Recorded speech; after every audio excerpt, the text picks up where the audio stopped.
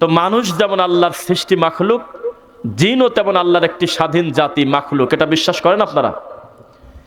আমাদের দেশে আধুনিকতার নামে বিভিন্ন বিশ্ববিদ্যালয়ের কিছু যুবকদের আমরা ফেসবুকে বলতে শুনি, আরে এই 2025 সালে এখন কি আর জিন ভূতের গল্প চলে? অবশ্যই ভূতের গল্প চলবে না, কিন্তু জিনের গল্প আল্লাহর কোরআন দ্বারা সাব্যস্ত। আপনি আমার মুখামুখি বসে আছেন, এটা যেমন সত্য, আল্লাহর সৃষ্টির জিন এই দুনিয়াতে আছে, এটাও সত্য। আছে কিনা? তা আমাদের দেশে কিছু কবিরাজ ভেলকিবাজি করে বলে, এই তো বোতলে ভরে ফেললাম, এই তো বোতলে ভরে দিছি জিনকে, মাটির নিচে গাড়ি ফেলে। আছে কিনা বলেন? জি না। আল্লাহ স্বাধীন সৃষ্টি, স্বাধীন প্রাণী, তাদেরকে আপনি বোতলে ভরতে পারবেন না, আগুনে জ্বালিয়ে দিতে পারবেন না।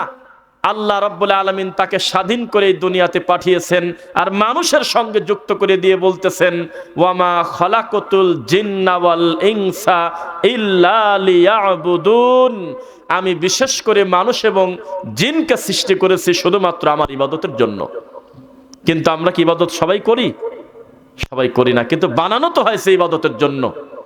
নেওয়া তো হয়েছে কামলাকে সারাদিনের জন্য, কাঁধে ফাঁকি দিয়েছে, বিড়ি খাইছে আধা ঘন্টা, গোসল করতে গিয়ে 2 ঘন্টা আসে নাই, সকাল 10টায় কাঁধে আসলো, আসরের নামাজের আযান পড়ার সাথে সাথে বাড়ি চলে গেল, এটা ভিন্ন কথা, কিন্তু নেওয়া তো হয়েছিল সারাদিনের জন্য। কি বলেন? এই মানুষকে আল্লাহ সুবহানাহু ওয়া তাআলা খলিফা হিসেবে পাঠিয়েছেন। আলাইহিস সালাতু ওয়াস সালাম আমাদের আবুল বাশার, আবুন নাস, মানুষের আব্বা, যার মাধ্যমে দুনিয়াতে ধারাবাহিকভাবে আল্লাহ পৃথিবীতে যত নবী পাঠিয়েছেন, সব নবীর আব্বা হলো আদম আলাইহিস সালাম। এমনকি নরেন্দ্র মোদীরও আব্বা হলো আদম আলাইহিস সালাম।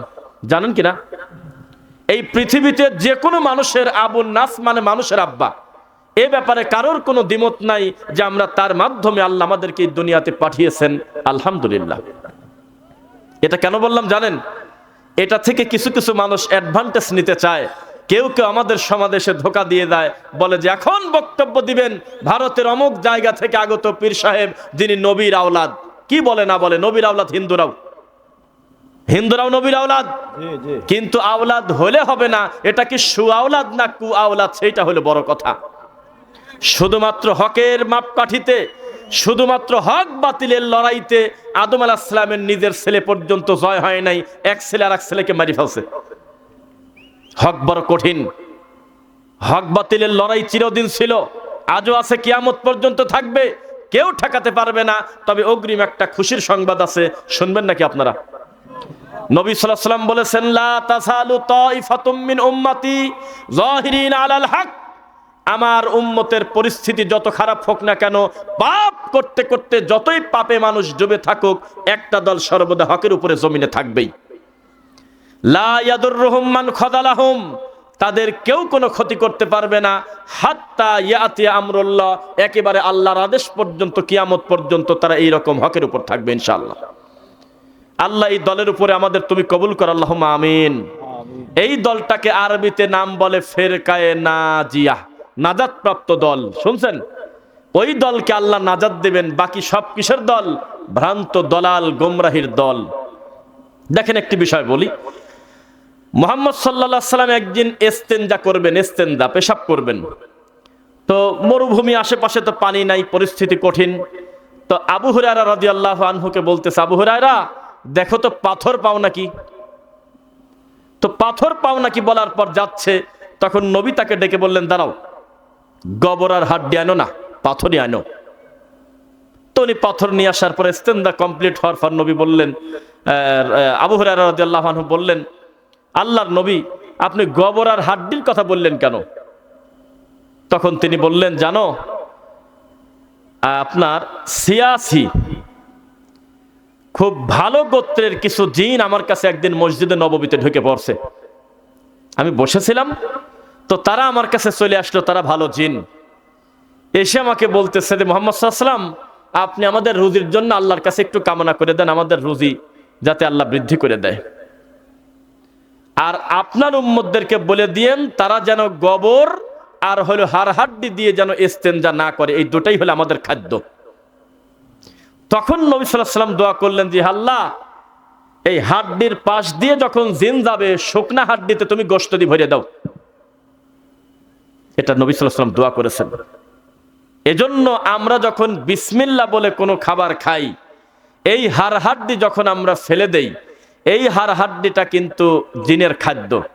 আর তারা যখন এই হাড় হাড্ডির পাশ দিয়ে যায়, একেবারে সহিহ বুখারীর হাদিস, তখন ওই হাড় হাড্ডিটা পুরাটা মাংসে ভরে দেয়, আল্লাহ তাদের খেতে দেয়। বলুন তো কেন? কারণ ফেরাউনও কোনোদিন আল্লাহর কাছে অভিযোগ করতে পারবে না, আল্লাহ তুমি আমার খাওয়ার কষ্ট দিছাও, কেউ বলতে পারবে না। রুজির ব্যাপারে আল্লাহ পূর্ণ স্বাধীনতা দিয়েছে কিনা বলেন তো দেখি। এই গ্রামের কোনো চাকমা, কোনো হিন্দু, কোনো ব্রাহ্মণ বিচারের মাঠে বলতে পারবেন, আল্লাহ এই বালিগাঁওতে আপনি হাদিউল ইসলাম একজন আলেম মানুষ, এই লোকের মাঠে খালি বৃষ্টি বেশি দিছেন, এর জমিনে বেশি বৃষ্টি হয়েছে, আর আসমান থেকে যখন বৃষ্টি দিছেন আমি মালায়ন হওয়ার কারণে আমার খেতে পানি কম গেছে, এই অভিযোগ করতে পারবে না। বৃষ্টি হলে স্বাধীনভাবে সবাই পায়। হে আল্লাহ, এই বালিগাঁওতে কোনাবাড়িতে মুসলমানের সংখ্যা বেশি থাকায় আমার মতো 10 জন হিন্দুর জন্য আপনি আমাদের পুকুরে মাছ দেন নাই, আমার বিচার তখন এই কথা বলতে পারবে না। আল্লাহ স্বাধীনভাবে তাদেরকে খাবার খাওয়াচ্ছে দুনিয়াতে, এ ব্যাপারে তারা স্বাধীন। তো এই জিনের ব্যাপারে কেন কথা বললাম দেখেন, জিনরা ডাইরেক্ট নবী সাল্লাল্লাহু আলাইহি ওয়াসাল্লামের কাছে গিয়ে বললেন যে আমাদের দাবি আপনার উম্মতরা যেন হাড় হাড্ডি খায় যখন, এটা দিয়ে যেন ইস্তেনজা না করে, আর আমাদের জন্য রুজির দোয়া করে দেন। আমার নবী বিরোধিতা না করে ডাইরেক্ট দোয়া করে দিলেন। সুবহানাল্লাহ। এবার আসেন, আমাদের সমাজে বর্তমান জিনে ধরা রোগীর সংখ্যা দিন দিন কমতেছে না বাড়তেছে? কত বাড়তেছে তার হিসাব নাই। যারা রাকি বলছেন, যারা রুকিয়া করে সেটা এখন ভালোভাবে করুক আর খারাপভাবে করুক, সমাজের তাবিজ কবদালা শিরিক পন্থায়ও আছে। আবার আমাদের আহলে হাদিসের বিশুদ্ধ আকীদা গ্রহণ করা অনেক ভালো ভালো রাকি আছে, যারা মাসনুন জিকির দিয়ে কোরআন হাদিসের তদবির করে কিনা? করে। এখন আপনি দুই গ্রুপের লোকের কাছেই ফোন দিয়ে দেখবেন, হাসপাতালের বেড খালি দেয়, এই কবিরাজের কাছে রোগী খালি দেয় না। প্রত্যেকটা দিন বউ শাশুড়ি, ছেলে মেয়ে, প্রেমিক প্রেমিকা, পেটের ব্যথা, মাথা ব্যথা, ডাক্তার রোগ ধরতে পারে না, আচমকা ঘুমের ভিতরে উঠে লাফ দিয়ে চিৎকার দেয়, বাচ্চার বিকট কান্না, চোখ মনে হয় বের হয়ে যাচ্ছে, একটু পরে আবার স্বাভাবিক, এমন অবস্থা মনে হচ্ছে তার জীবনে রোগী হয়নি। এরকম চিত্র আছে কিনা এলাকায়? অস্বাভাবিক ব্যাপার আমাদের সমাজে ঘটতেছে। এই ব্যাপারে, জিনের ব্যাপারে একটু কথা বলি, শোনেন। এসব বিষয়ে মানুষ খুব কম বলে, তবে আমি আশাবাদী ইনশাআল্লাহ আপনার কিছু কল্যাণকর কথা আমি বলতে পারবো ইনশাআল্লাহ। কারণ এই মাহফিলে আসার আগে আমাদের আগে থেকে একটা প্ল্যান ছিল যে আমরা গুছিয়ে 2টা কথা বলবো ইনশাআল্লাহ। দেখেন, জিনরা মানুষের জন্য, মুসলমানের জন্য সবচেয়ে ভালো জায়গা মসজিদ ঘর না? মসজিদ ঘর কিনা? আবার এমনি সাধারণ যারা সালাত আদায় করে না তাদের জন্য তাদের নিজের ঘরটা হলো প্রিয়। সারাদিন যেখানেই থাকুক নিজের বাড়িটা হলো তাদের কাছে খুব আপন। তো জিনদের একটা আপন জায়গা আছে, কেউ কি বলতে পারবেন সে তাদের প্রিয় জায়গার নাম কি?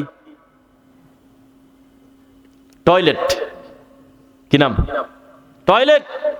যদি আপনি বিসমিল্লাহ বলে না যান, যদি আপনি আল্লাহুম্মা ইন্নী আউযু বিকা মিনাল খুবুসি ওয়াল খাবাইস বলে যদি টয়লেটে না ঢোকেন, তাহলে আপনি জেনে রাখবেন আপনার ক্ষতি হবেই হবে, আসর হবেই হবে, হতেই পারে, অসম্ভব কিছু না।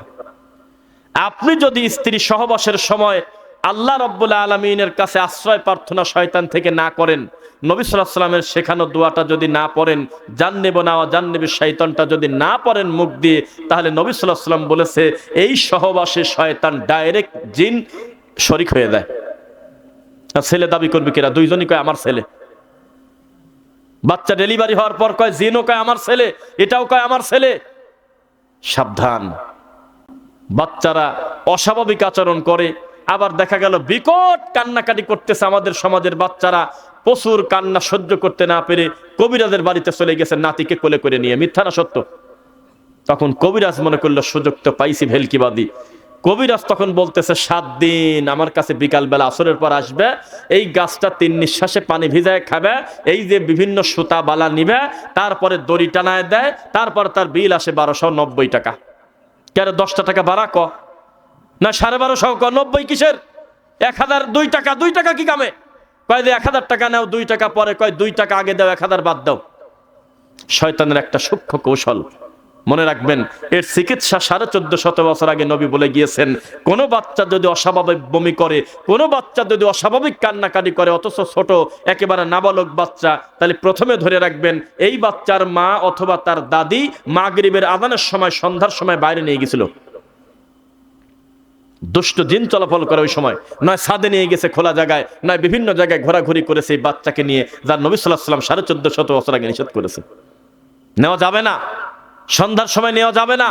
সন্ধ্যা পর্যন্ত মা উঠান ঝাড়ু দিচ্ছে, নামাজ পড়ার টাইম নাই, থাল বাসন মাজতেছে, কত কাজে ব্যস্ত আছে, আর এই নাতিটাকে কোলে করে তার বড় ছেলে দৌড়াদৌড়ি করতেছে বিভিন্ন জায়গায়, আর মা তখন হাঁস আর মুরগি খোঁজে। এই বাচ্চার অসুস্থ হবেই হবে। মনে রাখবেন, আল্লাহর একটা স্বাধীন সৃষ্টি মানুষ, আল্লাহর একটা স্বাধীন সৃষ্টি হলো জিন। এটাকে স্বীকার করেন কিনা? ওই নাস্তিকের বাচ্চারা স্বীকার করে না, তারা বলে এটা হলো সুপার ন্যাচারাল বিলিভ, এটা হলো অতিরিক্ত আত্মিক দৈবিক বিশ্বাস, এর সঙ্গে বাস্তবতার কোনো মিল নাই। এই 2025 সালে জিনকে বিশ্বাস করব কেন? বলেন না নাউযুবিল্লাহ। অথচ জিন আল্লাহর স্বাধীন সৃষ্টি, এটা বিশ্বাস করেন। এই জিনকে তারা অস্বীকার করে, কারণ তারা বলতেছে যেটা দেখা যায় না সেটা বিশ্বাস করব কিভাবে? আনসিন মানে নাই, সিন মানে যেটা দুই চোখ দিয়ে দেখা যায় সেইটা আমরা দেখব। অথচ অনেক বহু কিছু তারা দুই চোখ দিয়ে দেখে না, এরপরেও তারপরে তারা একই নামে বিশ্বাস করে। আল্লাহ বলেছেন, জান্নাত তোমাদের সামনে আছে, জাহান্নাম তোমাদের সামনে আছে। আমি যদি সন্তুষ্ট হই দেব আমি জান্নাত, আমি যদি অসন্তুষ্ট হই দেব আমি জাহান্নাম। আপনি কি স্বীকার করেন কিনা বলেন? স্বীকার করেন? কিন্তু যারা বেঈমান তারা বলতেছে না, আমরা স্বীকার করি না, আমরা যেটা দেখি না সেটা বিশ্বাস করি না। বলেন নাউযুবিল্লাহ। অথচ জিন সৃষ্টি আল্লাহর মাখলুক। জিনকে আল্লাহ সৃষ্টি করেছে খাঁটি আগুন থেকে। কি থেকে? খাঁটি আগুন থেকে। তাদেরকে আল্লাহ বিভিন্ন জায়গায় ছড়িয়ে ছিটিয়ে তাদেরকে পাঠিয়ে দিয়েছিল অভিশপ্ত। এর ভিতরে ভালোও আছে মন্দও আছে, তবে অধিকাংশ মানুষের ক্ষতিই করে তারা বেশি। যেই কবিরাজ বলল আমি স্বপ্নে গাছ পেয়েছি, স্বপ্নে আমার কাছে জিন হাজির হয়, আমার কাছে 10টা জিন আছে, আমি গোপন কথা বলে দিতে পারি, কোথায় কি এই বাচ্চাটা হারিয়ে গেছে বলে দিতে পারি, ওই জিনের মাধ্যমে কোন জায়গায় সম্পদ আছে, টাকা পড়ে আছে, এইটা বলে ধনী হয়ে যায় না কেন? এগুলো ধোঁকাবাজি। ইউহি বা'দুহুম ইলা বা'দিন যুখরুফাল কাউলি গুরুরা। আল্লাহর ওহির দরজা বন্ধ কোরআনের মাধ্যমে কিয়ামত পর্যন্ত আর ওহী নাজিল হবে না, তবে একটা ওহী সব সময় চালু আছে, এই ওহীর নাম হলো শয়তানের ওহী। কিসের ওহী? জিন তাদের কাছে ওহী করে, শয়তান তাদের কাছে ওহী করে পীর ফকিরের কাছে, তখন তারা নিরীহ মুরিদকে নজরবন্দি করে, হাত দেখে দেখে ভাগ্য পরীক্ষা করে। বলেন নাউযুবিল্লাহ। এই ময়মনসিংহের বাইপাসে বিভিন্ন কালারের আংটি, এত মোটা মোটা বালা, বিভিন্ন ধরনের সুতা, আর বিভিন্ন গাছের বাকল, বিভিন্ন মাছের কাঁটা, বিভিন্ন মাদারের সুতা, বিভিন্ন জালের কড়ি, প্রায় 3 বাক্স নিয়ে বসে আছে গত কয়দিন আগেও। বিভিন্ন কিছুর বিভিন্ন ফজিলত বলতেছে, এটা হলো শাহ সুলতানের মাজারের কাঠি, এইটা হলো অমক পীরের খানকার দড়ি, বিভিন্ন কিছু নিয়ে এসে ভেলকিবাদি করতেছে। একটু পরে একটা বোতল বের করে বলে এর ভিতরে যেই গাছ আছে এটা হলো নাগমণির গাছ। এই গাছ যদি বালিশের নিচে কেউ 42 দিন রাখতে পারে, আর সকাল সন্ধ্যা যদি 90 বার 3 নিঃশ্বাসে এই গাছটা খেতে পারে নিয়ম করে ভিদায় ভিদায়, তাহলে 92 নাম্বার দিনে সে একটা সুসংবাদ পাবে। এত কিছু মানুষের করে দিচ্ছে, কিন্তু এখনো সে ময়মনসিংহে সালাপারি বসে এখনো তাবিজ বেঁচে খায়। এ জাতি এখনো বোঝে না, যেই হুজুর তাকে ধর্মের ফাঁকি দিচ্ছে, এই হুজুরের পরকাল যে বহু আগে হারায় গেছে, এই জাতি কখনো বুঝতে পারে না। আপনাকে বলে দেই, আমাদের সমাজে যারা কোরআন সুন্নাহ বিরোধী বেদাতি শিরককারী আছে, এরা নিজেই আল্লাহর পক্ষ থেকে একটা গজব, এরা নিজেরাই গজব। কারণ বেদাতির সবচেয়ে বড় শাস্তি, তার কাছে আমার নবীর সুন্নাহটা নিরাপদ না, এর থেকে বড় কষ্টের কি হতে পারে? মাজার পূজারীর সবচেয়ে বড় খারাপ কাজ হলো ওইটা, যার কাছে আমার আল্লাহর তাওহীদটা নিরাপদ না, এই লোকের এর থেকে কপাল খারাপ আর কি হতে পারে? এই সমাজে মনে রাখবেন, আমাদের দেশে কিছু উম্মার আলেম আছে। কিসের আলেম আছে? মানে জনগণের পক্ষের আলেম আছে। বক্তব্য দেওয়ার পূর্বে তদন্ত করে দেখে ওই এলাকায় কি কি খারাপ কাম চলে, ওই ব্যাপারে কথা বলা যাবে না, তাহলে অসুবিধা আছে। আপনাদের মাহফিলটা কি মাজারের পাশে? হ্যাঁ ঠিক আছে, মাজারের ব্যাপারে কোনো কথা বলবো না, ওয়াজ করার কি আর জিনিস নাই? পিতা মাতার ফজিলত বলে দিয়ে আসবো। আপনাদের এলাকায় কি সুদ বেশি চলে? হ্যাঁ, তাহলে আমি আর ফিতনা বাজাবো না, আপাতত এই শুক্রবার সুদের ব্যাপার থাক। এটা হলো উম্মার হুজুর, শ্রোতা যেদিকে হুজুর সেদিকে। এটাকে বলা হয় হ্যামিলিনের বাসিওয়ালা, সত্য গোপন করে। অথচ 1450 বছর আগে কোরআন নাজিল হয়েছে। এই সব আয়াত যখন পড়ি, আপনারা যদিও আয়াতটা বোঝেন না, আলেম ওলামার মুখের দিকে তাকাবেন, মনে হচ্ছে আজকের এই দৃশ্য দেখে দেখে সুবহানাল্লাহ। লা তালবিসুল হাক্কা বিল বাতিল ওয়া তাকতুমুল হাক্কা ওয়া আনতুম তা'লামুন। আল্লাহ বলেছেন 1450 বছর আগে, মুহাম্মদ সাল্লাল্লাহু আলাইহি ওয়াসাল্লাম আমাদেরকে জানিয়ে দিচ্ছে পবিত্র কোরআনের আয়াত, খবরদার তোমরা সত্য আর মিথ্যা একাকার করে দিও না, হক আর বাতিল এক করে দিও না। খবরদার জেনে শুনে তোমরা সত্যকে গোপন করো না। আজকে আমাদের এই জমিনে এখনো পর্যন্ত সত্য গোপন করার হুজুরের সংখ্যা বেশি না কম? বেশি না কম? তারা আল্লাহর তাওহীদ বিক্রি করে খায়, তারা সুন্নাহ বিক্রি করে, তারা আল্লাহর তাওহীদকে অমান্য করে শিরিক করে, সুন্নাহকে অবজ্ঞা করে বিদআত করে, তবুও তার নাম আমাদের দেশের বড় হুজুর। শোনেন একটি কথা বলি, যেই সমাজের মানুষ এখনো সিদ্ধান্ত নিতে পারে নাই যে নবী সাল্লাল্লাহু আলাইহি সাল্লামের সাহাবীদেরকে মানবো কি মানবো না, তাদের প্রতি গজব আসবে না, আসবে কাদের প্রতি? আমরা সালাফি মানহাজ অনুসরণ করি। পৃথিবীতে এর থেকে নিরাপদ মানহাজ আল্লাহর মাটির উপরে নাই, যেটা সাহাবায়ে কেরাম আল্লাহর নবীকে দেখে দেখে আমল করছে। এই মানহাজটা আজকে অধপতিত, পদদলিত করে ফেলেছে বিদাতিরা।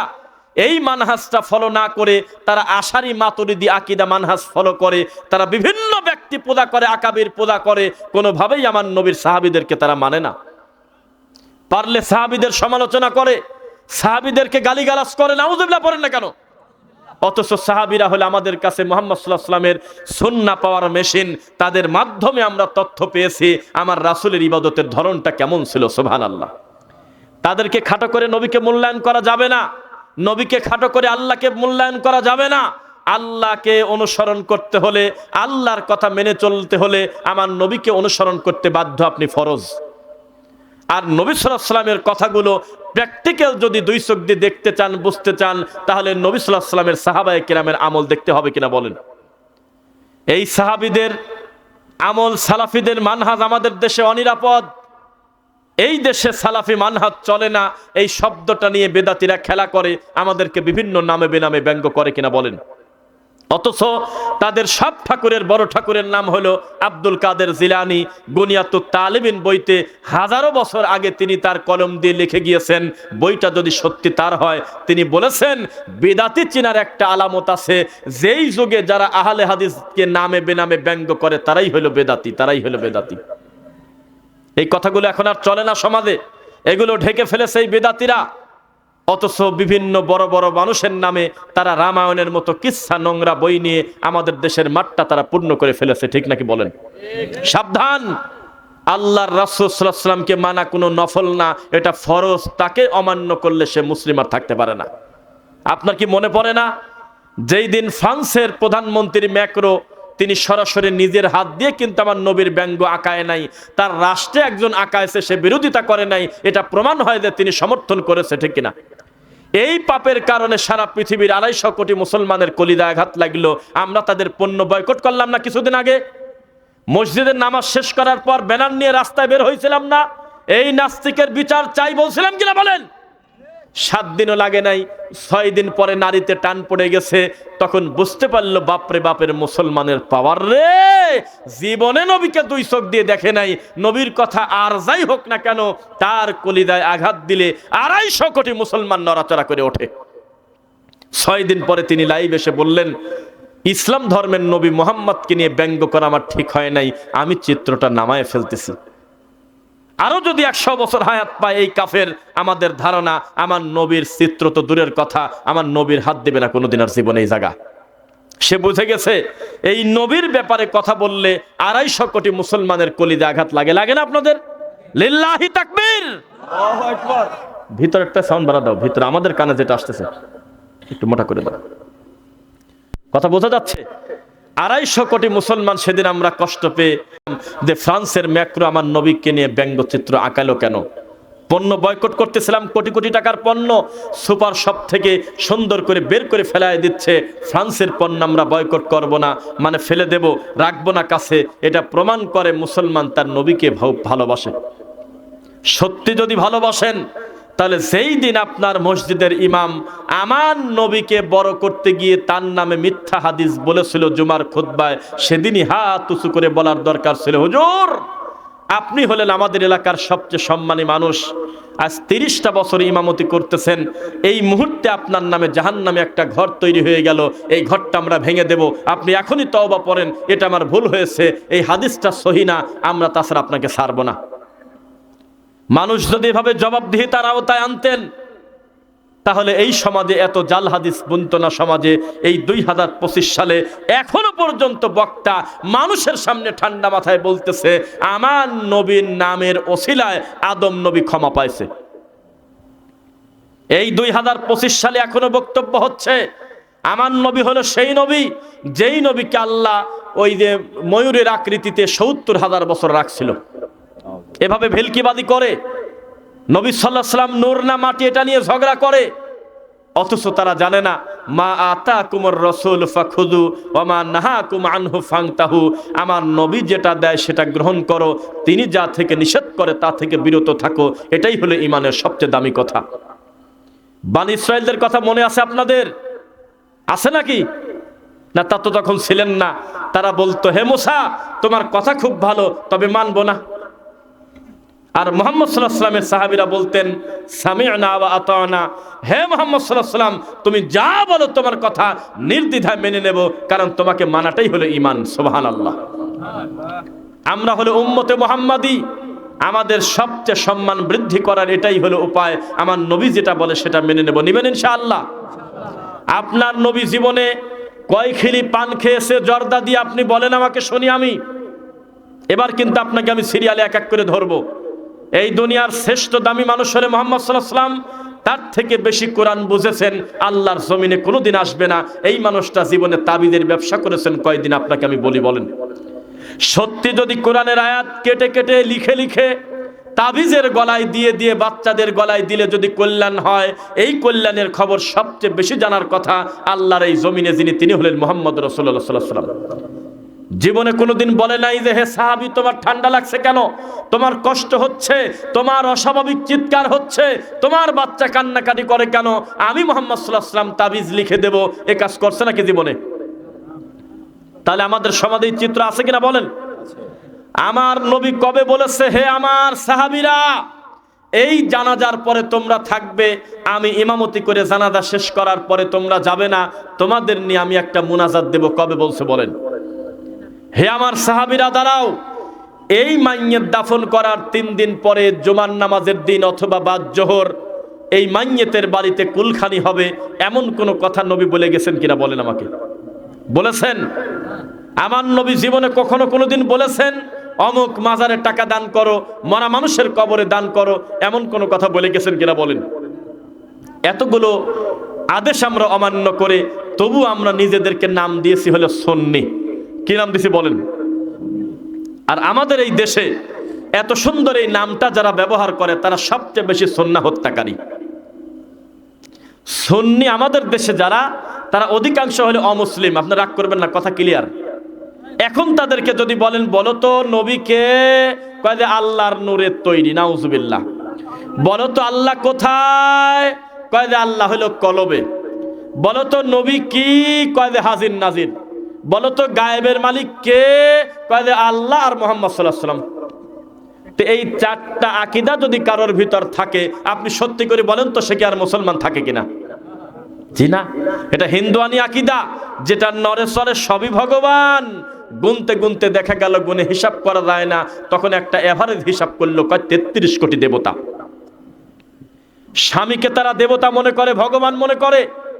গরুর গোবর পর্যন্ত তাদের কাছ থেকে ছাড়া পায় না, গোবর খায়, গরুর চুনা খায়, যা কিছু নড়াচড়া করে সবই হলো একটা করে ভগবান। যা নড়ে না সেটাও ভগবান, একটা আকৃতি দিয়ে তার কাছে নারকেল ফাটায় কিছু চায়, চায় কিনা? এটা হলো তাদের আকীদা। আর বায়েজিদ বোস্তামির আকীদা বলতেছে আরো খারাপ। বায়জিদ বোস্তামীকে যদি বলা হতো যে বাড়িতে কি আছে কেউ, কয় যে বাড়িতে খালি আল্লাহ ছাড়া কেউ নাই, তার মানে উনি আল্লাহ। নাউজুবিল্লাহ। সারাটা জীবন গবেষণা করলো, এই সুন্নিদের জন্য গবেষণা করে গেছেন তিনি। গবেষণা করে শেষ পর্যন্ত বলেছিলেন তলাবতুল্লাহ সিত্তিনা সানা ফাইদা আনা হুয়া, আমি বায়জিদ বোস্তামী, আমি 60টা বছর আমি গবেষণা করলাম মারিফতের সাগরে ডুবে, আল্লাহ আছে কোন জায়গায়, আল্লাহকে ধরে ফেলবো। শেষ পর্যন্ত তদন্ত করতে করতে দেখলাম ফাইদা আনা হুয়া, আমি নিজেই তো আল্লাহ, আমি খুঁজতে গেলাম কি কামে ফাঁকে। এত বড় খারাপ আকীদা যাদের, এই সমস্ত মানুষ হলে আমাদের দেশের বড় বড় মানুষদের কাছে দামি প্রিয়, একেবারে শিক্ষার বইতে পর্যন্ত তাদের নাম জাগা হয়। ইমাম বুখারীর নাম খুঁজলে বেশিবার পাওয়া যায় না তার জীবনী, কিতাব ছাড়া এক্সট্রা তার বর্ণনা খুব একটা বেশি করে না হুজুররা। নাসিরউদ্দিন আলবানী রাহিমাহুল্লাহর মতো জগৎ বিখ্যাত সমসাময়িক এত বড় বিদ্বান জমিনে ছিল না, এই মানুষটার নাম নিয়ে কোনো কিতাবে আলাদা করে আমাদের পাঠ্য বইতে জায়গা দেয় না। শেখ বিন বাজ, শেখ সালেহ আল উসাইমিন, সালেহ আল ফাউজান, বিশ্ববিখ্যাত বড় বড় বিদ্বান যারা এখনো জীবিত আছে, মারা গেছে, এই সমস্ত মানুষদের নাম আমাদের পাঠ্যপুস্তকে জায়গা হয় না। আমাদের পাঠ্যপুস্তকের জায়গা হয় জৈনপুরের পীরের নাম, চিশতিয়া তরিকার পীরের নাম, নকশাবন্দিয়া তরিকার পীরের নাম। আমার ডানে বামে দুইজনের দিকে তাকাবেন, তিনজনের দিকে যারা আলেম তারা জানে আমরা যখন কামেলে পড়েছি, ফাজিলে পড়েছি, আলেমে পড়েছি, দাখিলে পড়েছি, ইতিহাসে এই সমস্ত পীর ফকিরের নামটা দিয়ে বইটা ভরে রাখছিল। ইতিহাস, ইসলামের ইতিহাসে লেখা, তারা নাকি আমাদের দেশে টুপি নিয়ে আসছে, নাউজুবিল্লাহ পড়েন, তারা নাকি আমাদের দেশে ইসলাম নিয়ে আসছে। তাই আমরা বলেছিলাম তুফাজ্জল বৈরাগী যদি মুফাসসিরে কোরআন হয়, তাহলে আমাদের শায়েখ আমানুল্লাহ বিন ইসমাইল মাদানী হাফিজাহুল্লাহ একটা কথা বলছিল অনেক দিন আগে, বলছিল যেদিন থেকে আমরা দেখলাম যে শিরক প্রচারকারী, কবর পূজারী, একেবারে লিটন দেওয়ান চিশতির মরার আগেও আংটি বিক্রি করে মরেছে, ডাইরেক্ট একেবারে মাজারের দিকে মানুষকে ডাকতো, এমন লোকের নামের আগে যেদিন লেখা ছিল তাফসির কারক মুফাসসিরে কোরআন, আমাদের শেখ আমানুল্লাহ বিন ইসমাইল মাদানী বলছিল ওই দিন থেকে আমরা বুঝেছি তাফসিরের হাঁড়িতে কুত্তায় মুখ দেছে। কত তো ঠিকই, এইরকম লোকের নামের আগে তাফসির কারক মানে এ কয়টা কি? তা আমাদের বড় দুঃখ লাগে, সত্যি যদি ইসলাম নিয়ে আসে আমাদের এই দেশে পীর ফকিররা, ওই ইসলাম আমাদের দরকার নাই, আমাদের দরকার হলো ওহির ইসলাম। কিসের ইসলাম? ওহির ইসলাম। পীর হয়তো টুপি নিয়ে আসছে, সাথে করে কিছু তাবিজও নিয়ে আইছিল। পীর হয়তো মানুষকে নামাজের দাওয়াত দিয়েছে, পাশাপাশি বলেছে নামাজ পড়ার সময় পীর সাহেবের ধ্যান আর খেয়াল তুমি ভিতরে রাখো, তার মানে পড়েও যা না পড়েও তাই। হয়তো পীর বলেছে তুমি দাড়িটা লম্বা করো, লম্বা করার পর পর বলতো চোখ বন্ধ করে মাগরিবের পর তুমি তোমার পীর সাহেবকে হাজির নাজির বলে লা ইলাহা বলে আস্তে করে টান দি, ইল্লাল্লাহ বলে বাম দুধের 2 আঙ্গুল নিচে কুক করে টান দিবে। হয়তো পীর সাহেব আমাদের দেশে জুব্বা নিয়ে আসছে, কথা হতে পারে, তবে জুব্বা নিয়ে এসে শবে বরাতের মতো পালনীয় একটা বেদাত ঢোকা দিয়ে চলে গেছে। হয়তো পীর সাহেব এই এলাকায় এসে মাঝে মধ্যে মানুষকে কিছু নসিহত করেছে, তবে যাওয়ার সময় লক্ষ লক্ষ টাকার তাবিজ বিক্রি করে ধর্ম বেঁচে চলে গেছে। ওই ইসলাম আমাদের দরকার নাই, আমাদের দরকার হলো মুহাম্মদুর রাসূলুল্লাহ সাল্লাল্লাহু আলাইহি ওয়াসাল্লামের নীতিতে চলা মুসলিম ইনশাআল্লাহ। এই সমাজে এত শিরিক আনছে কে এত বিদআত এনেছে? ডক্টর জাকির নায়েকের বক্তব্য শোনার পরে হিন্দুদের পরিবর্তন চিন্তা সব পাল্টে গেল। বাপরে বাপ, ইসলামকে আমরা এতদিন মনে করছি কি, আর উনি বললটা কি? আমরা মনে করতাম ইসলাম মানে হলো আজমির শরীফে চাদর দেওয়া, লাল গেলাপ দেওয়া। আমরা মনে করেছিলাম আমরা একটা আকৃতি দিয়ে পূজা করি, আর মুসলমান আর আমরা তো একই, ওরা মাটির নিচে গাড়ি পূজা করে, একই তো কথা। আমরা মনে করেছিলাম বিপদে পড়লে দুর্গার সামনে, সরস্বতীর সামনে, ভগবতীর সামনে, কালীর সামনে গিয়ে নারকেল ফাটাতে হয়, আর মুসলমান বিপদে পড়লে আজমিরে গিয়ে চাদর চড়াবে, খিচুড়ি খাবে, আর এইভাবে দাঁড়িয়ে থাকবে, হু হু করবে। আমরা মনে করেছিলাম এটাই মনে হয় তাদের ধর্ম। কিন্তু ডক্টর জাকির নায়েক প্রমাণ করলো গোটা ইসলামটা চলবে একজনের কথায়, তার নাম মুহাম্মদুর রাসূলুল্লাহ সাল্লাল্লাহু আলাইহি ওয়াসাল্লাম। তার আগে তারা বুঝতে পারেনি যে মুহাম্মদ সাল্লাল্লাহু আলাইহি ওয়াসাল্লাম এত দামি। তার আগে তারা সহজে জানতে পারে নাই যে তাদের কিতাবে পর্যন্ত আমার নবীর প্রশংসা করা আছে হিন্দু ধর্মে। সুবহানাল্লাহ। তারা জীবনে কোনোদিন কল্পনা করতে পারে নাই যে আল্লাহর কোনো শরিক নাই এমন কথা তাদের কিতাবেই আছে, বেদে আছে, জীবনে তারা মাথায় নেয় নাই। লক্ষ লক্ষ ঠাকুর প্রায় বিষ খেয়ে মরে যাওয়ার উপক্রম হয়ে গেছে যখন তিনি বক্তব্য শুরু করেছেন। আমাদের দেশে তাফসির হচ্ছে, বলতেছে যে আমি আজকে আপনাদেরকে সূরা ইখলাসের তাফসির শোনাবো 2 ঘন্টা সময় নিয়ে। লোকজন বলল মাশাআল্লাহ, আমরা আজকে তাফসির শুনবো। হুজুর বলতেছে কুল হু আল্লাহু আহাদ, বলো সে আল্লাহ এক। সে আল্লাহ কে? যিনি মুহাম্মদ সাল্লাল্লাহু আলাইহি সাল্লামকে নবুয়তি দিয়েছেন। মুহাম্মদ সাল্লাল্লাহু আলাইহি সাল্লাম কে? যিনি হলো ফাতেমার আব্বা। ফাতেমা কে? যিনি হলো হাসান হোসাইনের নানা। হাসান হোসাইন কে? যারা কারবালার ময়দানে শহীদ হয়েছে। বলে কারবালার ঘটনা টানতেছে। খান কি করবেন করেন। এখন সভাপতি আধা ঘন্টা পরে এসে করছে কি ব্যাপার, আমি তো কেবল আপনাকে রাখি গেলাম কুল হু আল্লাহু আহাদ, আপনি কারবালায় ঢুকলেন কোন সময়? এটা তো আমার নবীর মরার 50 বছর পরের ঘটনা। এটা তো হালাল হারামের কিছু না, এটা তো ইবাদতের পালনীয় কিছু না। তবে আমাদের কলিজায় ব্যথা লাগছে, ঘটনাটা 10 মুহররম মিলে গেছে। এটা একটা ইতিহাস, এটা ইতিহাস মানুষ বিকৃতও করে। তবে আমরা নবীর নাতিকে কলিজার টুকরা, কলিজার অন্তর থেকে ভালোবাসি। কারণ নবী পরিবার শুধু না, তারা জান্নাতে যাবে, তারা নবীর সাহাবী। তাই বলে সেই কারণে আমি ওয়াজ করব 3 ঘন্টা মিথ্যা কথা বলে, তাদের প্রতি অপবাদ দেব, তাদের নাম নিয়ে রোজা রাখবো, এমন কোন ইবাদত এই পৃথিবীতে হতে পারে না। কারণ তার নানা মরে যখন গেছে, ওহিও চলে গেছে তার সাথে। তাহলে এই কারবালার রোজাটা ডেলিভারি দিল কিনা? এইটুক বুঝ আসলো না আমাদের হুজুরদের। 10 মুহররমের সাথে কারবালার কোনো সম্পর্ক নাই।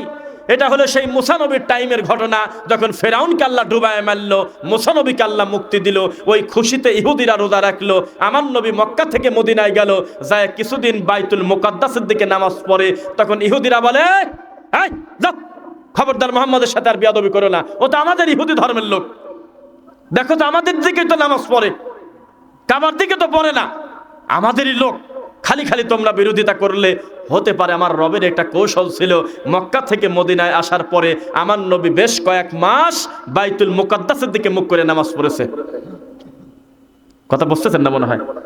নামাজের একটা পর্যায়ে নবী বললেন, আল্লাহ বললেন, কদ নারা তাকাল্লুবা ওয়াজহিকা ফিস সামা ফালানুওয়াল্লিয়ান্নাকা কিবলাতান তারদাহা ফাওয়াল্লি ওয়াজহাকা শাতরাল মাসজিদিল হারাম। হে নবী, আমি দেখতেছি আপনি খালি আকাশের দিকে তাকাচ্ছেন। হাত বেঁধে আকাশের দিকে তাকাইছিল নাকি বলেন? না না, ওই তাকানোর কথা বলা হয় নাই। তার মানে তার খেয়ালটা ছিল উপরের দিকে। আল্লাহ, আপনার কোনো ফয়সালা আসে কিনা, আমি মুখটা ঘুরে কাবার দিকে দিয়ে দেব। অনেক কথা, কিন্তু ইহুদিরা এখানে ধোঁকা খেয়ে গেছে। যেই আমার নবী বাইতুল মুকাদ্দাসের দিকে নামাজ পড়ে, তখন ইহুদিরা বলা বলি করলো, খালি খালি তোমরা মুহাম্মদকে গালি দাও, এটা আমাদের ইহুদি, এটা আমাদের মতো করেই ওই দিক নামাজ পড়তেছে। যেই নবী সাল্লাল্লাহু আলাইহি ওয়াসাল্লামের মনটা চাইলো, হে রব, আমি সেখানে সেজদা দিতে চাই, যেই দিকে তাকায়, যেই ঘরে সেজদা দিলে 1 লক্ষ সেজদার নাকি, সুবহানাল্লাহ।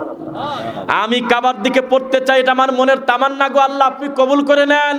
আল্লাহ বললেন, বাকি নামাজটা মুখটা ঘোরায় আপনি কিবলার দিকে দিয়ে দেন। তবে জেনে রাখেন, একটু পরে ইহুদি খ্রিস্টান এত খারাপ, আপনাকে নিয়ে ব্যঙ্গ করবে, বলবে যে মুহাম্মদ কয়দিন আগে পূর্ব দিক পড়লো, এখন আবার পশ্চিমে ঘুরলো কি কামে।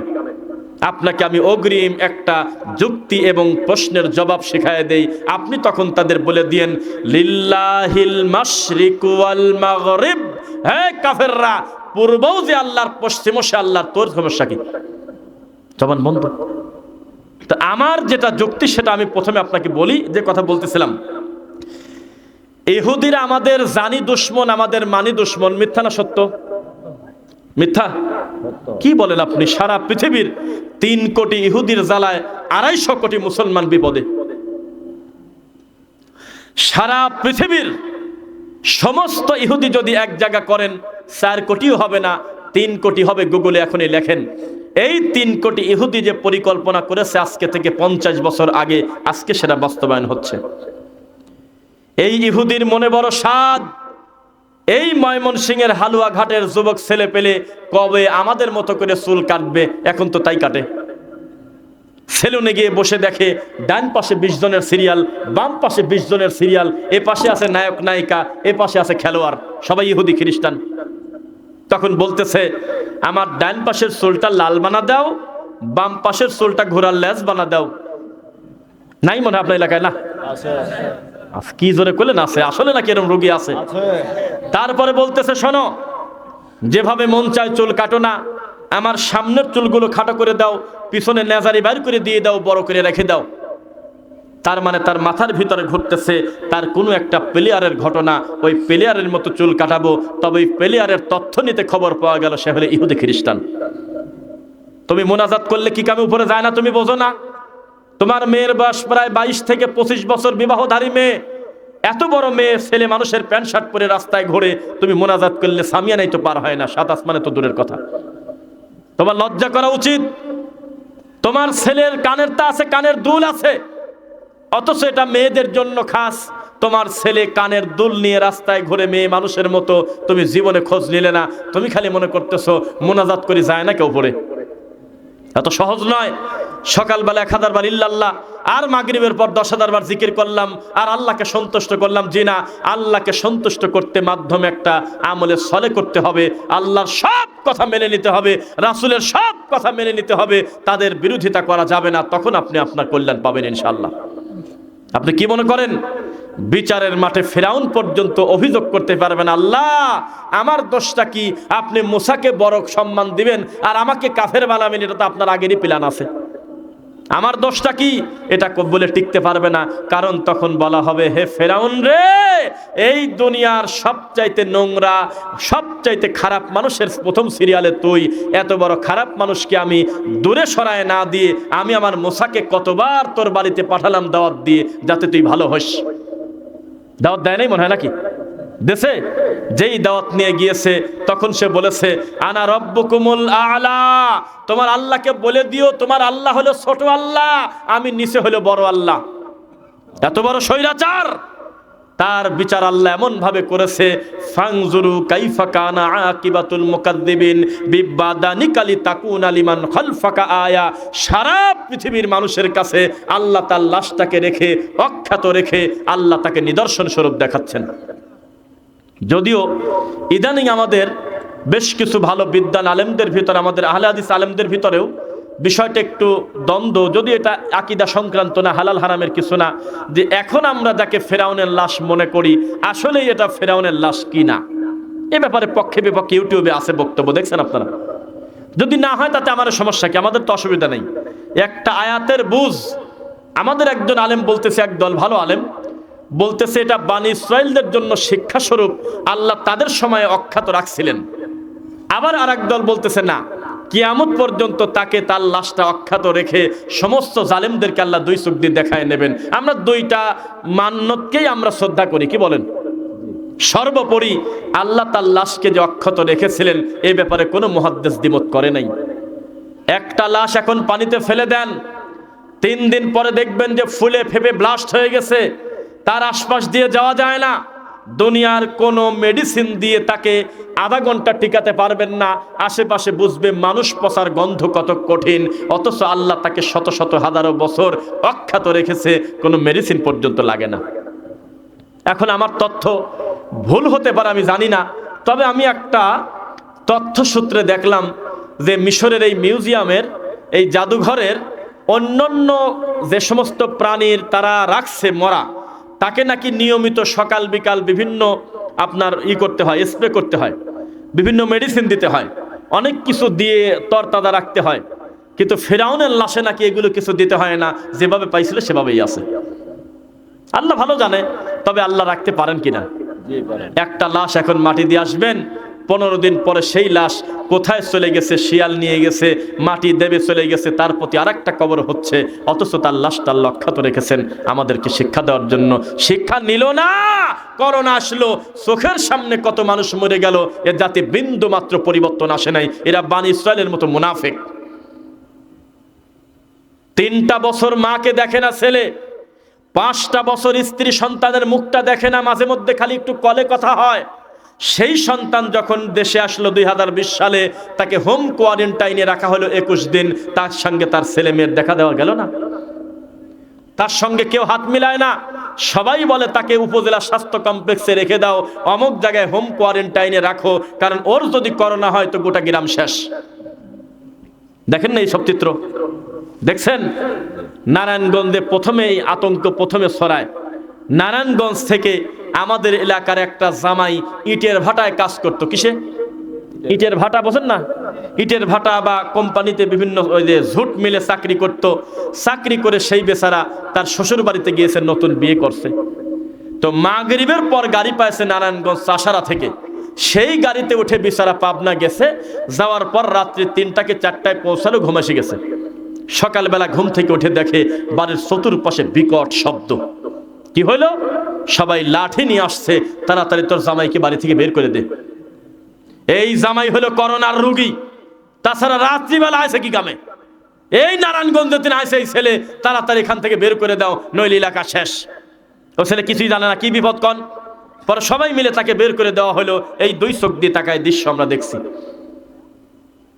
স্বাভাবিক ঠান্ডার দিন এমনি কাশি হয়, এমনি গলা ব্যথা হয়। একটা মহিলা জোরে করে একটু কাশি দিয়েছে, আশপাশের প্রতিবেশীরা বলছে করোনার রোগী, যাস না ওইদিক।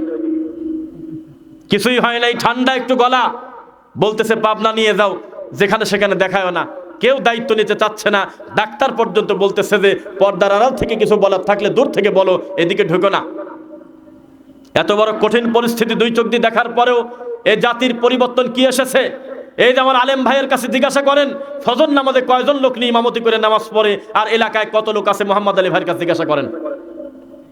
আপনার এলাকার ইমামকে ডাক দেন, আপনার মসজিদে সিসিটিভি ক্যামেরা লাগান। জুমার নামাজে মসজিদে জায়গা হয় না, আর ফজরের নামাজের সময় একামত দেওয়ার লোক পাওয়া যায় না। আপনার লজ্জাই নাই? বানী ইসরাইল এরকম মুনাফিকি করেছে। বানী ইসরাইলরা, তাদের উপরে বৃষ্টি পানি দেওয়া বাদ দিয়ে আল্লাহ রক্ত দিয়েছিল এক সময়, দেশে না রক্ত? ব্যাঙের বৃষ্টি দেশে আল্লাহ, ব্যাঙ, মাথার উকুন, পঙ্গপাল। তবু এই অপরাধী সম্প্রদায় আল্লাহকে মানল না। আল্লাহকে বলল, আল্লাহ ফেরাউন আমারে ডিস্টার্ব করে। আল্লাহ কইল ঠিক আছে, ওকে মারি দেই। ওকেও শেষ করে দিল ডুবায়ে, তাও আল্লাহকে মানে না। আল্লাহ বৃষ্টি তো নাই, আল্লাহ পাথরের ভিতর থেকে বৃষ্টি দিল। হা করে তাকায় বলে, তো বিরাট আশ্চর্য ব্যাপার রে, পাথরের ভিতর থেকে আল্লাহ ঝর্ণা দিল, তাহলে এখন তাকে মানা লাগে? কয় আরো কিছুদিন সময় দাও। মানল না। এই নিমক হারাম কত বড় খারাপ! এই পৃথিবীতে আমার রব্বুল আলামিন যাদের প্রতি সবচেয়ে বেশি নিয়ামত দিয়েছে তারা হলো বানী ইসরাইল। আসমান থেকে মান্না আর সালোয়া পাঠানো হতো, মাশরুম ভাজা গোশত খাইতো, এরপরেও তারা রবকে মেনে নেয় নাই। আল্লাহ বিনিময়ে বলছিল বাইতুল মুকাদ্দাস জয় করো। মুসা নবী গিয়ে বলল, আল্লাহ আমাকে বলেছে, আল্লাহ চাচ্ছে যে বাইতুল মুকাদ্দাসটা তোমরা যুদ্ধ করে জয় করে নিয়ে আসো। এটা ভালো না খারাপ? আল্লাহ বলতেছে যাও। তাহলে এই রোগী কেন বুঝলো না? যেহেতু অর্ডারটা আল্লাহর, আল্লাহ তো জয় দিয়ে দেবে। একটা হাদিস বলি, বলেন তো কোন যুদ্ধে 313 জন ছিলাম আমরা, ওরা ছিল 1000-এর উপরে? বলেন তো বদরের কতদিন পরে উহুদের যুদ্ধ হয়? আমার নবী যখন উহুদের যুদ্ধে যাচ্ছে, আব্দুল্লাহ বিন উবাই সলুল, এই মুনাফিকের সর্দার, এই বাচ্চা খারাপ, আল্লাহর নবীর পেছন থেকে 3 ভাগের 1 ভাগ সাহাবীদেরকে মিথ্যা কথা বলে কৌশলে ভাগানি চলে গেছে। আমার নবী বিরাট কষ্ট পাইছিল। আল্লাহ, এমনি আমরা লোক সংখ্যা কম, আবার এই মুনাফিকের বাচ্চা অর্ধেকের কাছাকাছি লোক নিয়ে চলে গেল। নিছিল নাকি? যেই নিয়ে গেল, তখন আসমানের মালিক একটা কথা বলতেছে, আউযু বিল্লাহি মিনাশ শাইতানির রাজিম, ওয়ালাকাদ নাসরাকুমুল্লাহু বিবাদরিন ওয়া আনতুম আযিল্লা ফাত্তাকুল্লাহা লাআল্লাকুম তাশউরুন। হে নবী, একটু বদরের দিকে তাকান। আপনার কি মনে নাই আপনারা কয়জন ছিলেন? সংখ্যা বড় কথা না, আমি আল্লাহ বদরে যেভাবে জয় দিতে পারি, ওই একই আল্লাহ আমি উহুদেও আপনাকে জয় দিয়ে দেব। তো এই ইহুদিরা কত বড় খারাপ! আল্লাহর নবী মুসা বলতেছে, আল্লাহ আমাকে একটু আগে বলল, কালিমুল্লাহ আমি মুসা, আমি শুনে আসলাম তোর পাহাড়ে যায়, আল্লাহ আমাকে অর্ডার দিয়েছে তুমি তোমার কওমকে বলো তারা যেন যুদ্ধ করে বাইতুল মুকাদ্দাসটা জয় হয়ে যায়। তো এত কিছু নিয়ামত যাদের প্রতি আল্লাহ দিল, তাদেরকে এই কামটা মানি নেওয়া উচিত ছিল না? তো তারা কি বলছে একটু শুনবেন নাকি মুরব্বীরা? তারা বলতেছে, ইযহাবু ইলা রাব্বিকা ফাকাতিলা ইন্না হাহুনা কাঈদুন। হে মুসা, তুমি আর তোমার আল্লাহ গিয়ে যুদ্ধ করো, আমরা দূর থেকে মজা নিচ্ছি। তোমরা দুইজনকে যাও, ওদিকের অবস্থা কেমন হয় আমরা বুঝি পরে যাব। এত বড় নিমক হারাম দুনিয়াতে হতে পারে? পারে বলেন? আজকের দিনে ঠিক বনী ইসরাইলের চিত্র আমাদের সমাজে। আল্লাহর হুকুম অমান্য করাটাই যেন আমাদের জীবন। উনি হজ করেছে, হাদি মানুষ, হালাল হারাম বেছে খায়, মানুষকে কষ্ট দেয় না, তাহাজ্জুদ পড়ে, লোক ভালো, কিন্তু তার 2টা ছেলের বউ, এমনকি তার নিজের বিয়েধারী মেয়ে পর্যন্ত বেপরদায় রাস্তায় ঘোরে। এমন আছে কিনা? আছে। লোকটা এখনো জীবিত আছে, তার ছেলে সুদ খায়, আল্লাহর ঘরে সালাত আদায় করতে আসে না। এমন রোগী আছে কিনা সমাজে? মা কঠিন পর্দা করে, মায়ের আঙুল পর্যন্ত দেখা যায় না, হাত মোজা পা মোজা দিয়ে উপরে ডবল কাপড় দেয় যাতে চোখটা পর্যন্ত বোঝা না যায়, অথচ তার বিবাহধারী মেয়েকে অর্ধউলঙ্গ করে রাস্তায় পাঠিয়ে দিয়েছে। এটা কোন ধরনের নীতি? এই সমাজের মানুষ বনী ইসরাইলের মতো বর্তমান চিত্র প্রায় চলে আসছে। আমার একটা ঘটনা মনে পড়ে, আমি তখন একদম ছোট, আল্লাহর কসম আপনাদের মনে থাকলে একটু বলবেন। কে জানি একটা হুজুগ তুলছিল গ্রামে যে আগামী শুক্রবার দিন কিয়ামত হবে। কত সালে হতে পারে বাবাজি? মাথা নাড়ালেন। মেলা আগে 10 না 15-20 বছর, প্রায়। হ্যাঁ হ্যাঁ হ্যাঁ হ্যাঁ হ্যাঁ ঠিকই। সোমবার 5ই মে, সোমবার ডেটও পাইছি নে। তাহলে আমার শুক্রবার ফেরত দিলাম, সোমবার। এই সোমবারে কিয়ামত হবে এই ঘোষণা যখন হয়ে গেল, প্রত্যেকটা লোক মসজিদে, প্রত্যেকটা লোক টেলিভিশনের সামনে, বিটিভির সামনে যে খবরটা কি হয় দেখি। সোমবার যখন সন্ধ্যা পার হয়ে গেল, ওরা জোরে করে তাকবীর দিয়ে পটাকা ফোটায় আর বোম ফোটায় আর কয়, কে রে মিথ্যা খবর দিল, কিছুই তো হইল না। অথচ ভালো মানুষের বাচ্চার বোঝা উচিত ছিল, যেই শয়তানিটা করুক, কিয়ামতের খবর তো আমার আল্লাহ জানে, দুনিয়ার মানুষ জানে না কবে হবে। তবে বেঁচে যেহেতু গেছি, এই সুযোগে আল্লাহকে খুশি করে ছাড়বো ইনশাআল্লাহ। তা করলো না, মসজিদগুলো খালি হয়ে গেল। ইমাম সাহেব একামত দেওয়ার লোক খুঁজে পায় না, মুয়াজ্জিন বাড়িতে গেলে পরিস্থিতি কত খারাপ হতে লাগলো। এটা হলো সেই জাতি, এই জাতি ঠিক বনী ইসরাইলের মতো বর্তমান তাদের আচার আচরণ। এই জাতি ইহুদিদের রক্ত, মুসলমানদের রক্তে কেনা, বিক্রি করা, ইহুদিদের জিনিস গায়ে দেয়, পরে পোশাক আশাক পরে, চলে ফেরে, আত্মতৃপ্তি বোধ করে।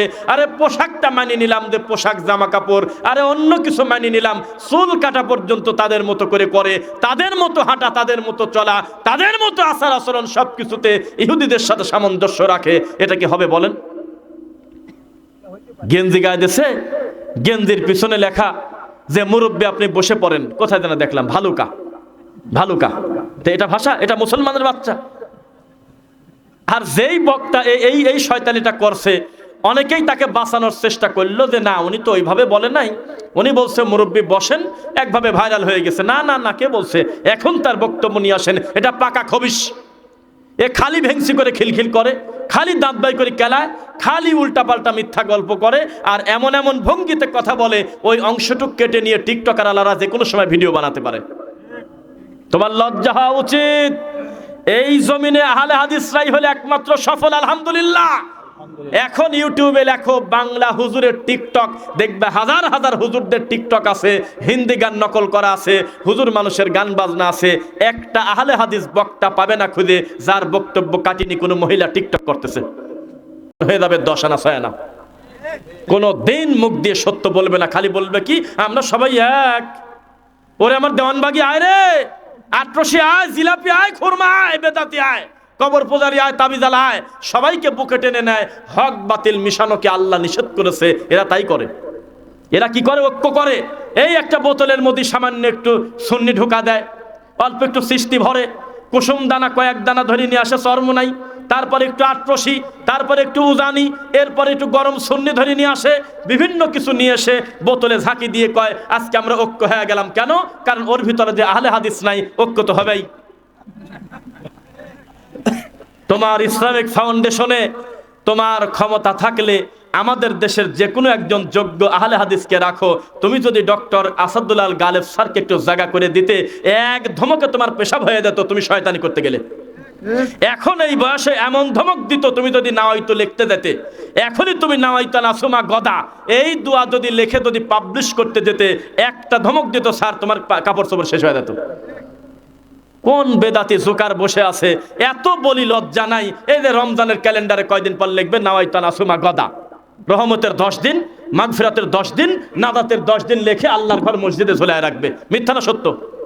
তাহলে বোঝা গেল সবাই আছে মিলেমিশে শয়তানি করতেছে, লালনের জায়গার মতো গাঁদা খায় একসঙ্গে। নোয়াখালীর লোকটা গাঁদা খেয়ে চট্টগ্রামের ছেলেটার কাছে দিয়ে দেয়, চট্টগ্রামের ছেলেটা পাবনার ছেলেটার কাছে দিয়ে দিচ্ছে, একসঙ্গে প্রায় 30 জন 20 জন গোল হয়ে গাঁদা টানে, কোনো ঝগড়া হয় না। এটাই হলো সবচেয়ে ভালো ঐক্য। এই বেদাতিদের ঐক্য হলো এইরকম, একটু সর্ষের তেল, একটু পেট্রোল, একটু পাম অয়েল, একটু ডিজেল, একটু কেরোসিন তেল, একটু নারকেলের তেল, সবকিছু মিশায় কয়দা ঐক্য বানা দিলাম। কি করবেন? ডিমবাজি খা। এটা কিসের ঐক্য হলো? এগুলো আলাদা আলাদা করলে তো একটা জাত ছিল, অনেকগুলো জিনিস একসাথে মিশে আরো বেদামি হয়ে গেল। আর আহলে হাদিসরা বলে যে না, কোরআন সুন্নাহ মানতে গিয়ে যদি আমি একা পড়ে যাই, আমি একাই আল্লাহর জান্নাতে যাবো ইনশাআল্লাহ।